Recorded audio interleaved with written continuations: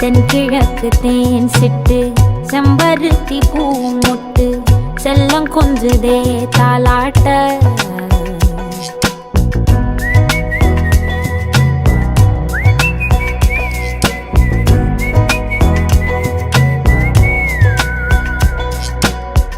எத்தனையோ காலம் வாராத வானவில் வந்தது போலி பேச